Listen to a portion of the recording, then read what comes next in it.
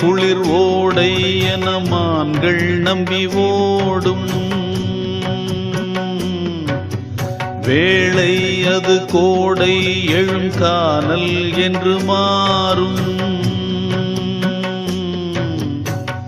நெஞ்சோடு தோன்றுகின்ற நேசம் யாவும் இல்லாமல் ஓடுகின்ற நீர்வேகம்.